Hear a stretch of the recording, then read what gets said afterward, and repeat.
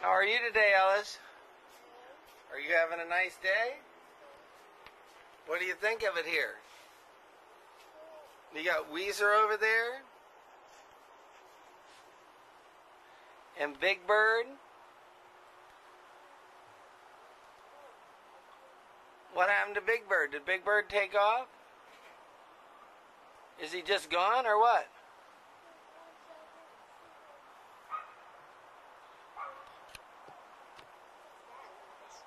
What? So where did you go and Joni go anywhere in the boat? You didn't go anywhere in the boat? Yeah. Where'd you go? Well, took a little boat ride and then go to Aunt Joni and then we go to Alice and then we came all the way back over to Dad. Now what are you gonna have for lunch? Mother, Something good?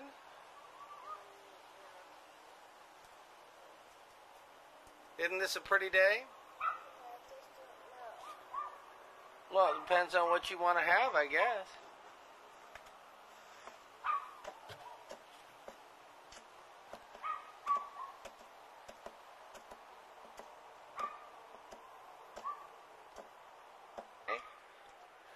So anyway, this is, we can just do like short segments and just talk about boats in general, or did you know they're having the Clark Mills Regatta coming up? Well, they have one every year. They got all these fellas racing in little prams, you know. So I would say that think about Ernie Green and Major McKay. You know, they were pretty heavy in that program too. You know. They worked with you on the Optimist Prams? Well, Major McKay, he was the one that come up with the idea to get he incited them to get a moving on it. Uh-huh. He asked me to draw the boat. And you drew it so what? It could be built out of 2 pieces of plywood or 1 piece? It had to come under $1 mark. It was a $50 boat, complete seat. Uh-huh. And it kept running over. Well, I decided, well, one thing, if it was made out of 8-foot plywood instead of 12-foot plywood, why, we might Would be less expensive. So that's the way that came about. Well, they had, I think the latest ones, the real good boats are like $1,500 today. Now, they just got outside of the philosophy, the initial and original philosophy was to get that where underprivileged kids could get a boat to sail. Now, Well, you never know. You know, it could just be that way. You know, they certainly have a lot of programs for underprivileged kids. Well, they don't even have any program in Clearwater. If you want to go to the prams now with your kid, it's going to cost you $60 to get him pram lessons. Uh-huh. Okay, let's stop. That's all right, I guess. And times have changed, you know. See what happens? Well, I hope we build a bunch of them. That would be fun, wouldn't it? Well, I'm waiting. Well, I think the mold will be done in a month, and that'll be a, you know, like a good time to see how the boats start coming out. So far, it's been pretty slow, hasn't it, Ellis? We've been having fun. That's the way to drive. Just ride easy. Just don't sweat it. That's it. Well, what do you think of all these new boats, Clark? All the new designs with the open transoms and the... Well, at first I was a little bit provoked at it because I was taught the ends ought to sort of balance each other, so when the seaway was giving you a racking, that they would check each other. But these boats that are doing that, they're not backing up. They're going buku speed head forward. Yeah, that's... And one thing now that I found out, I can't even get into a sun cat when it's in 3 feet of water. I have a terrible time. And it'd be a great help to me to have the transom knocked out, some steps back there. So I say, whether I like it or not, it has got a real practical use for an old crippled old sailor. And when you see a lot of the new boats, they just incorporate it. So all of a sudden now all the cow boats and the different production boats have just incorporated it, and it's part of the deal now. I don't think that for everyday cruising and like a family seafaring around the world, that I don't think that it is a good idea at all. It throws away a goodly portion of the boat. Right. You take and put that transom across there in the old-fashioned way, and then you have a lazarette hatch, and you can store a couple tons of gear back there to match the couple tons you've got up forward. And of course, through the middle of the boat, you've got all kind of weight. So when you cruise, it's what you have aboard that makes your cruise comfortable. So it ends up being quite a lot in some of these. Well, these new boats, like the racing boats, they're just big dinghies with keels attached. I know they are ready. For what they're doing, they're just right. There's no doubt about that. And, you know, they're real tender, and crew weight is real important now. And if you got all the crew down to the low side of the boat, they'd almost flip over. Well, What they do you put think of the that? crew on the high side, then they pump that water up there on that high side tank, And they get going. and when they finally cut loose and run, then they're making their own stability. Right. Once you're underway and got speed, a boat gets its stability from its Forward motion. from the way it's attacked in the water. Uh-huh. Outside of that, I'm so far behind on it I couldn't explain a thing about it, except that I would think that for what they're doing, they're exactly right. Mm-hmm.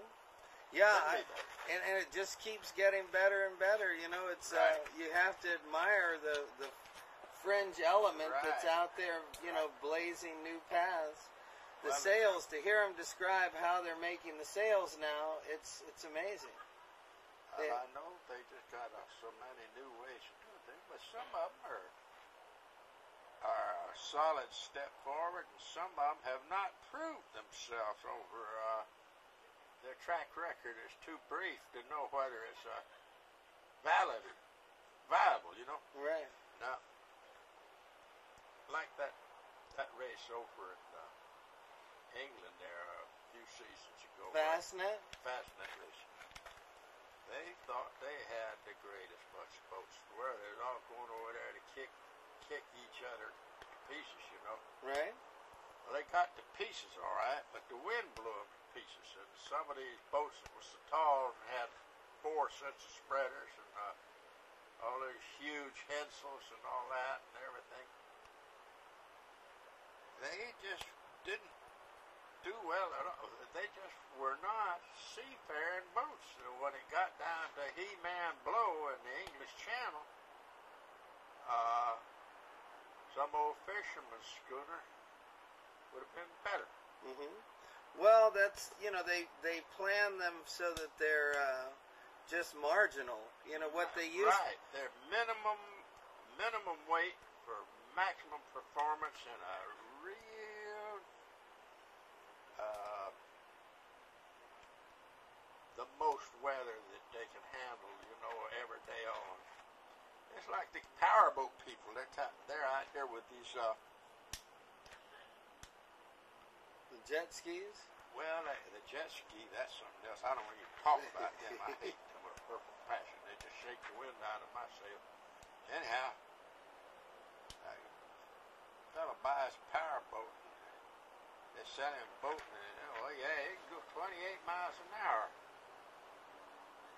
Well, that's when it's got one fella in it. It's brand new, and it's got 5 gallons of gas in the tank on a measured mile. It's smooth with no wind against it. So the guy, he's so tickled about that boat. He buys it.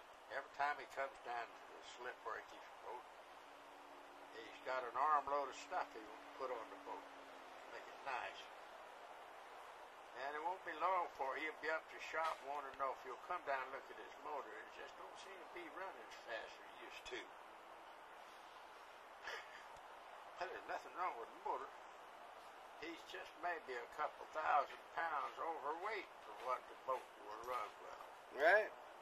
Well, you know, the America's Cup boats, they make the America's Cup boats so that at 25 knots of wind, they will not start a race if the wind is over 25 knots.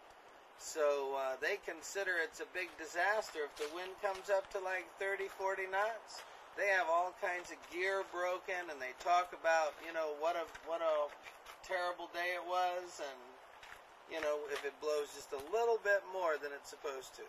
Well, let's look at this, Clark, and see what it looks like.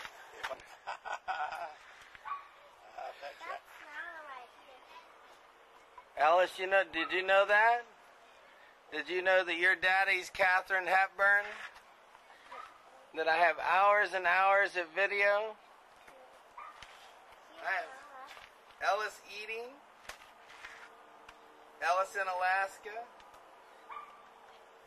Ellis in Seattle,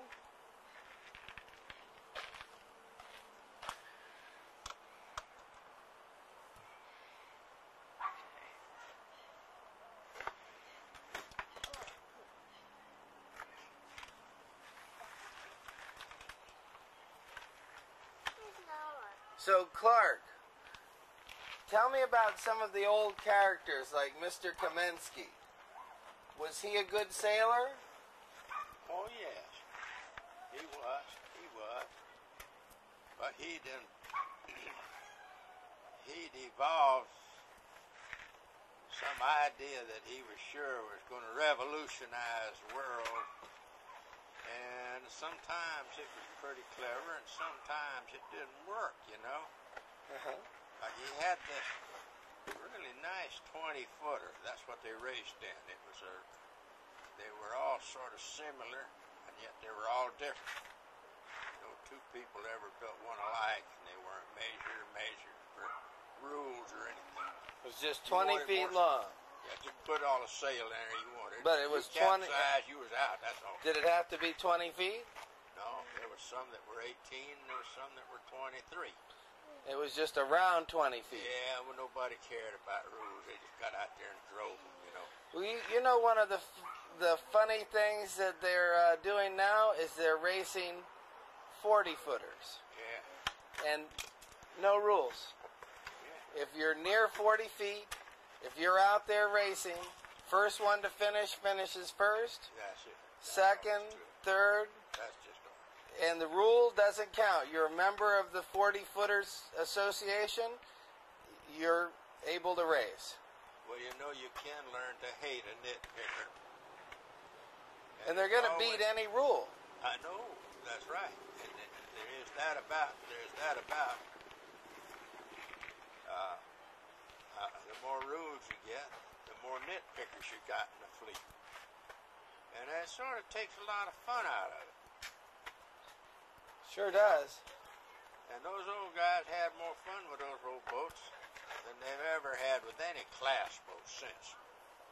Really.